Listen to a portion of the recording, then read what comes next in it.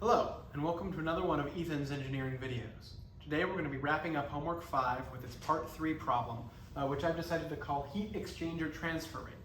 So our goal is going to be to look at the amount of heat actually transferred in a heat exchanger based off its area, the area of the heat exchanger as a unit, as a functional item in real life 3D space. A combined heat transfer coefficient that takes into effect convection and conduction and everything going on within the actual heat exchanger, as well as something called the log, I guess the natural log, mean difference. So a kind of a new way of taking the average we're going to look at, which works exactly like an average more or less, but uses logarithms instead of adding numbers together or multiplying numbers together, and the traditional two ways we normally think of averages. Obviously the alarm bell is going off in the background because it's very late at night, and the reason it's really late at night that I'm recording this is because I already completed this video perfectly once before, but my computer decided it would be really funny if instead of copying and pasting it from my phone to my computer, which I'm recording on, if it would just cut it from my phone but not paste it on the computer, so the file was just gone. So that's really cute. So I'm back. I hope you're glad to see me. I'm glad to see you, marginally, mostly because I'm frustrated, but there's always a chance to improve in my videos, so I'm going to take that chance and try to disregard the utter crushing defeat of losing 2 hours of work. So anyway, let's get started by drawing a diagram of our heat exchanger, shall we? So to get started, I'm going to draw a point up here for an inlet point right here for our hot stream. So this is going to be our hot stream, TH, and it's going to be I for inlet, so high. And finally, all the way over here, we're going to have our out point. So this is going to be the point at which our hot stream exits the heat exchanger, so THO for outlet, HO. And so our heat is going to obviously decrease over time. That's a little bit steeper of a curve than I wanted, so I might just redraw that. So the axes for this graph, maybe it'll start better if I go from here. That's a lot better, wow, okay. So the axes for this graph, temperature is going to be on the vertical side, so an increase in temperature is going to be going up. And obviously, we're going to be going across our heat exchanger, so I don't know if you can see this, but this is going to be plus x, plus the x direction. So as we go this way on the chalkboard, we're moving through our heat exchanger from our initial point 1 to our final point 2. So we're kind of moving along x in that direction. And obviously, we're going to need to exchange heat between things. So I'm going to add in this right here for our TCO, so TCO, which is going to be the outlet point of our cold stream. And I'm going to draw connecting it down here to the inlet point of our cold stream, TCI. I'm probably going to call this chi or chi. I'm going to try to stick with chi. So T chi and T co, the inlet point for our cold stream and the outlet point for our cold stream. And obviously those temperatures of each of those streams are changing over time, but so is the difference between those streams' temperatures at any one particular time. So we're going to notate that with these deltas right here. So this is going to be our delta T1, that's the difference between our two streams' temperatures at point 1. And this right here is going to be our delta T2, which describes the difference in temperature between our two streams at the point when they exit our heat exchanger. So what we want to do now, since we're trying to relate heat with temperature, that's our final goal, we have to talk about how changes in both our delta T's and our individual stream temperatures over time, or over, I guess, distance through our heat exchanger, how those affect the heat being exchanged. So we're going to start off with our hot stream, and we're going to take a look at that. So overall, throughout the entire system, the total amount of heat that's being exchanged, well, that's equal to the decrease in temperature of our hot stream, right? Hot stream in to out, because that's the decrease, right? That's the amount of heat being lost, multiplied by the heat capacity of our hot fluid, whatever that may be, water or air or something else. It has some kind of heat capacity.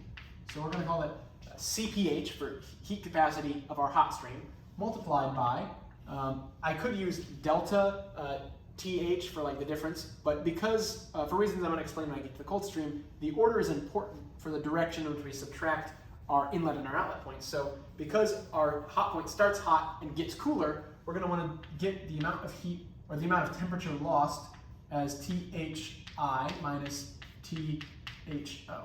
So our T high minus T ho, that's our change in temperature multiplied by our heat capacity of our hot fluid, gives us the total amount of heat exchanged in this heat exchanger. And we can say the exact same thing for a particular sliver of our heat exchanger, not just the entire thing. So if we were to look at this dQ, this derivative amount of heat being exchanged between our hot and our cold streams, you would see that our hot stream decreases in temperature, dTH right here, between this point and this point, right? The verticality right there. Maybe I'll put arrows to make it more clear. The verticality change in our hot stream between the two boundaries of our Q zone, right? The representation of our heat being lost, and obviously our that wasn't right. There we go. dTc. Both of those streams are changing in temperature based on this derivative amount of heat that's either being lost from the hot stream or gained by the cold stream.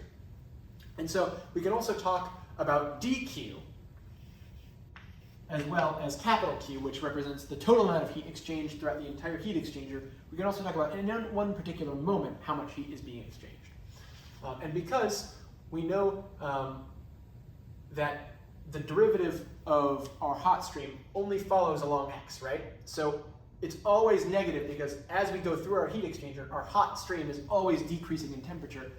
We can say, just like this up here, our heat capacity hot and our negative, maybe I should make this,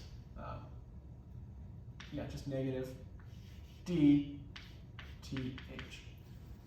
So our heat, the change in heat from our hot stream is going to be negative because our hot stream always decreases over time, multiplied by its heat capacity. That should give us a negative dQ. Or we have to negate it because dH of T is always negative. Putting a negative in front of it makes it a positive number, which gives us a positive change in heat. So that's why we have that negative sign by our dTH. If we do the same thing for our cold stream, you'll see why I didn't just put delta TH, but because our cold fluid may have a different heat capacity, let's do CPC. And then for the change of our inlet and our outlet streams, to tell us the total amount of temperature change over the course of our heat exchanger, we're actually going to do our outlet minus our inlet. And the reason for that is, again, we want a positive change in temperature so that we can get a positive amount of heat, right? If we're looking at the total amount of heat exchanged, the directionality doesn't matter. The directionality matters for the derivative Q because, again, we're fixed in which direction we look at our x, right? We're always looking at going along x. So this is always decreasing with x, and this is always increasing with x. But when we're just looking at the total amount of heat, that doesn't matter. We can flip these around and say T co minus T chi, because all that we want is just an amount of heat. This is a magnitude of heat. So we can flip those two around. But if we were to look at the derivative of heat, how much heat is changing, well, we know that Tc is always gaining heat, right? So we know that its derivative will always be positive. So we're going to look at CPC multiplied by a positive dTc. Because again, this number is always positive, so we'll always have a positive change in heat. This one will always be negative, so we negate it to make sure we, again, always have a positive change in heat.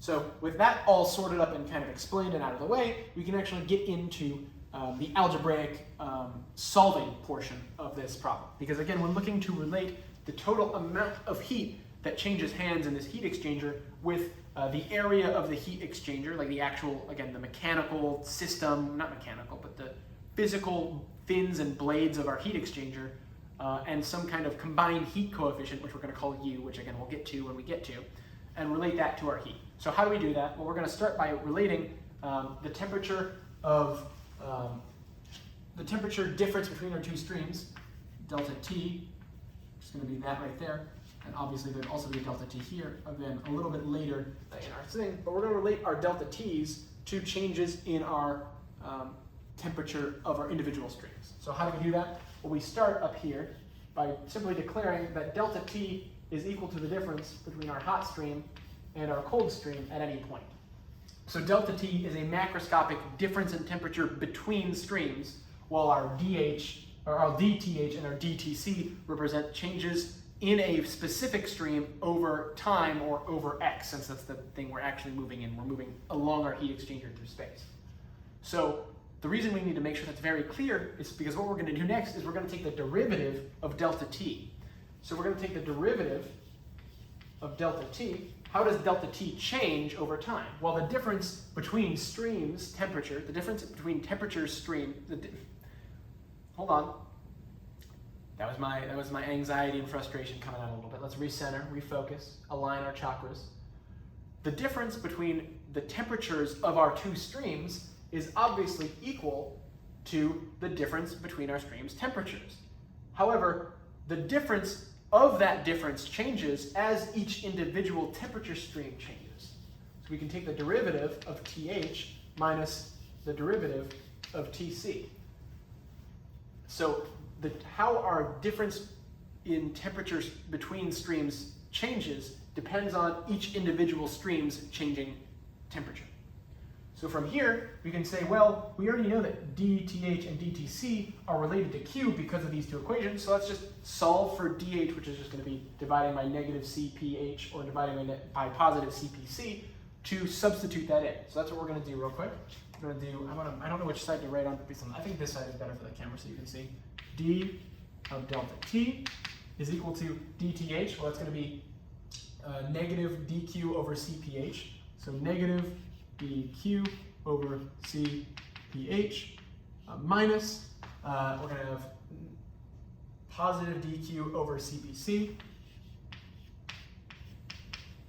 And if you're one of the attentive people, you'll notice that not only is there a dQ in both of those fractions, but a negative dQ, because that one's negative and this one has a coefficient of -1 for the addition, if you were to look at it that way. So we can pull a negative dQ out of both sides. So we have the derivative of delta t is equal to negative dQ multiplied by 1 over CPH plus 1 over CPC. Now you might think, okay, that's pretty cool. We've related heat and temperature, so all you have to do is kind of divide that over and, Bob's your uncle, you're done. However, this doesn't take into account anything about the actual physical heat exchanger itself, right? We talked about the fins, we talked about looking at the area that the heat exchanger exchanges heat over, convection and conduction, and the whole 9 yards. This doesn't do that. This just relates overall changes in heat or microscopic changes in heat as we go across our heat exchanger with the difference between stream temperatures at that point in the heat exchanger. So how do we relate that? Well, it's going to happen through dQ. And the reason why is because we can not only model dQ as a heat exchange of just this stream loses some heat, this stream gains that same amount of heat, but also as something facilitated by the actual mechanism, the actual physical heat exchanger system, which is where this U comes in. We've been talking about the combined heat exchange coefficient. I'll write that here. Combined, this may be illegible for you and I apologize. Combined heat coefficient. So this takes into account convection, conduction, and it's a bit complicated to calculate the more detail you get, but just know that it's some number that takes into account a lot of the realness of our heat exchanger that I don't frankly want to deal with, so we're just going to leave it as U and we're just going to treat it as a constant, right? It's a constant that explains how our heat exchanger works, and it would change depending on what kind of heat exchanger, what model you're using, what fins you're using, what metal you're using, that kind of thing. So that's the heat exchanger coefficient multiplied by delta T, of course, because heat is only going to be exchanged based on the difference between stream temperatures through this heat exchanger, multiplied by the derivative of the area. Now you might be wondering why the derivative of the area. That's because we're working with the derivative of heat. If we were to look at the overall system, we'd say that the amount of heat exchanged is the heat exchange coefficient multiplied by the overall change in temperature throughout the entire thing multiplied by the area over which that heat was exchanged.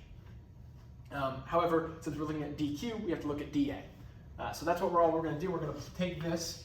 This is a pretty nominal statement, and we're just going to plug that in up here, and then we're just going to do some algebraic rearrangement and integration. So when we plug that in directly, we get, I'm also going to bring this dt, I'm going to divide both sides by dt, the moment I plug that in to get it on the other side. So we have a derivative of delta t divided by delta t is equal to, well, we have negative, of course, negative u, and then we have this right here, which is our thing in parentheses, 1 over CPH plus 1 over CPC times the derivative area.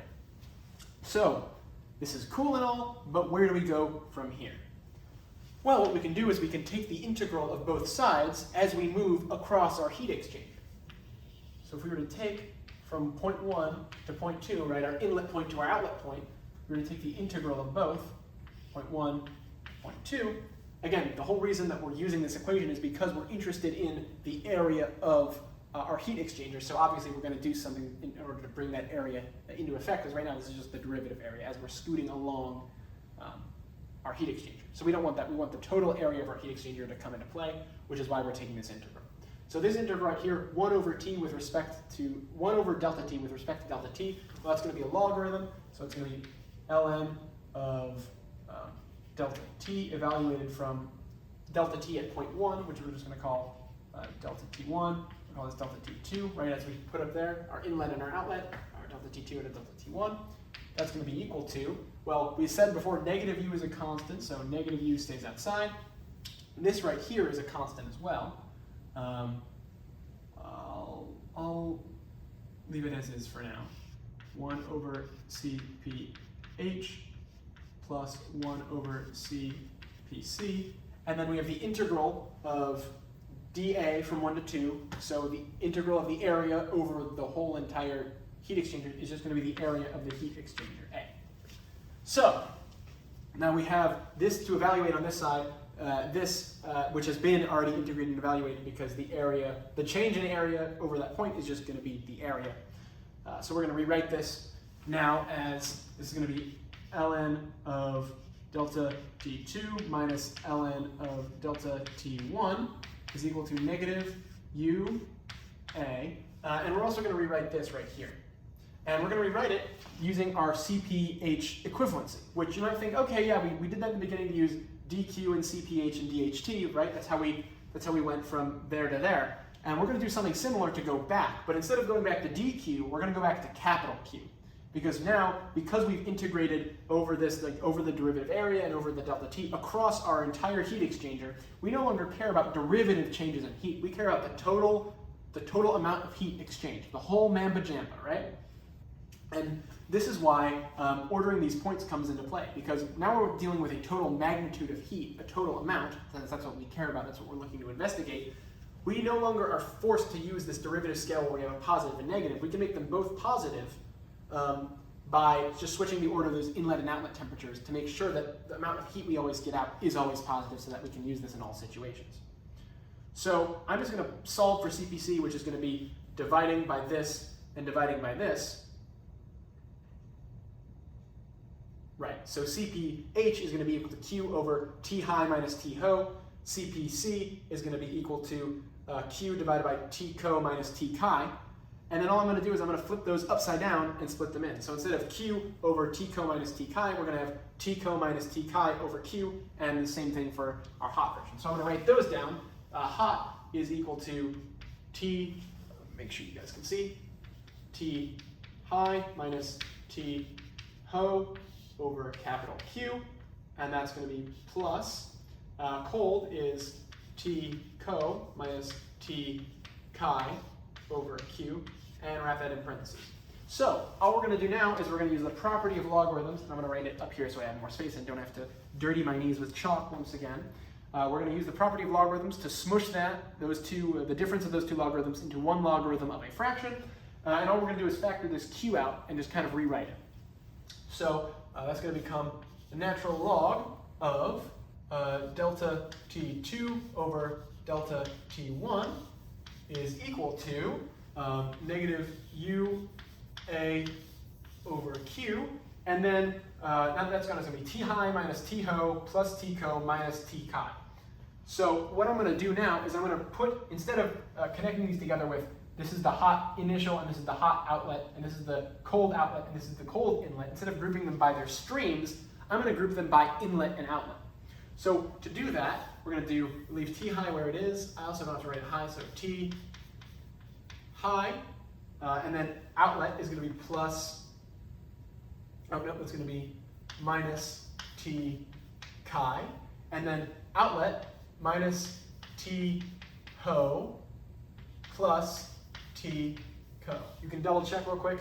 Positive, positive, negative, negative, positive, positive, negative, negative. So now we've grouped them by inlet and outlet rather than by stream, hot, and cold. So all we're going to do now is we're going to wrap these into individual parentheses. And then we're going to pull a negative out of the outlets. Because if you notice, this is negative HO plus CO, but we know this one's always going to be lower than, we know that cold will always be lower than our hot stream, no matter whether we're talking about inlet or outlet or anywhere, because again, they never can cross. They're never going to cross and make the cold one hotter than the hot one, because that breaks the laws of thermodynamics and entropy. So all we're going to do is we're going to group those up, and I'm also going to, just do that. So I'm going to group those together. So we have ln of delta T2 over delta T1 is equal to negative UA over Q of, that would be THI minus TCI, and that would be minus THO minus TCO. So if you notice here, and obviously that would be, just put brackets there, bracket it up. Obviously now, this is a little bit neater, and the reason why it's neater goes all the way back to our diagram over here. And that's because the difference between individual stream temperatures across delta X is our dTc, our derivative Tc's and Th's. However, comparing streams across, like comparing the difference in temperature across streams at a certain point is our deltas. So we're no longer looking at like basically what would be the equivalent of DHI, DHO, the cap, like a big derivative across our whole stream. We're now comparing the temperatures at our inlet points and our outlet points. So that's just going to be our delta T1 and our delta T2 instead of worrying about individual streams. Because again, in real life, that just makes more sense. You care more about the difference in temperature between your fluids coming in and coming out than how much each individual stream increased or decreased its temperature by. So we're going to rewrite this as delta T1 minus delta T2. And the other thing we're going to do is we're going to multiply Q over and divide the logarithm over. Because again, well, I said we were looking for a Q as a result of U and A, and also something called the logarithm, the natural logarithm, mean, average, difference, that thing. So, no, I'll do that in a second. So minus U A over Q ln delta T2 over delta T1. There you go. As you can see right there, all I did was I substituted T1 and T2 for where they're supposed to be. So now I'm going to move this negative inside this parentheses. So instead of T1 minus T2, we'll have T2 minus T1. And then I'm going to move Q over and move ln over. So we're going to have, I'll write this really big, Q is equal to positive U A multiplied by delta T2 minus delta T1 in parentheses, all divided by the natural logarithm of delta T2 divided by delta T1. And that right there is our final answer, because this right here actually is the natural log median difference. I think that's what it's called. NLMD. That's what I've been calling it. May not be exactly what words Professor Coe used, but this right here is another way of taking the average. Like instead of the arithmetic average where you add them together and divide by 2, or the I guess it'd be geometric average where you multiply them together and take the square root. This is another way of getting it where you take the difference and divide it by the logarithm of the fraction, the ratio of those 2 points. And again, if you were to flop these two around, all you have to do is flip those two around in the fraction because they're negative, right? That's how logarithms, you can rewrite this as the split between the two, and you just flip the negative around and positive. And so this works no matter which one you consider 0.1 and 0.2, which is good. And the other reason that's good is because it leads into our final question, which is talking about whether they're co-streamed or anti-streamed. And what I mean by that is, do the two streams, like our example, if they were co-streamed, do they both come in at the same point and exit at the same point, or are they opposites? Does HI come in at 1 and leave at 2, and does cold come in at 2 and leave at 1? So the question is, does this equation hold true for both circumstances? And the answer is yes. And the reason that that is true is because, again, this right here, this is a constant, this is the constant. Like these are both, these are both associated with the actual physical characteristics of your heat exchanger. This is the only thing that deals with the actual streams themselves. And you'll notice they only talk about delta T's across streams, right? They don't talk about delta T's within streams. They don't talk about how TH increases or decreases along X and how TC increases or decreases across X. Only about how they compare against each other.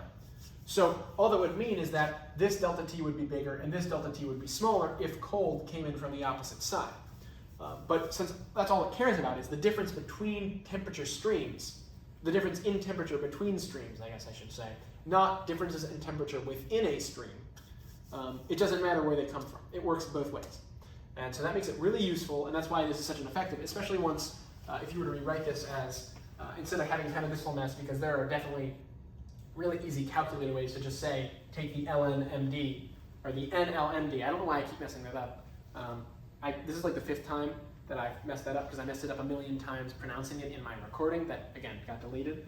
But if you rewrite this just as Q equals U, A, delta T, and L, M, D, again, that looks really nice and cute, and it's 3 things being multiplied. That should be an equals, not a negative. But yeah, as I said, this is our final answer. It does work for both, parallel streams and opposite streams. It doesn't matter which way you're streaming, as long as you're using a heat exchanger and they're both changing temperatures and you're still following the laws of physics and thermodynamics and entropy. So yeah, that being said, I appreciate you sticking with me through this re-recording, even though you didn't see the original recording. I saw it and I'm definitely frustrated. So I hope that your time leading into finals week is nice and calm and you feel very prepared. So I wish you the best. I thank you for sticking with me. And I hope you have a really, truly good evening.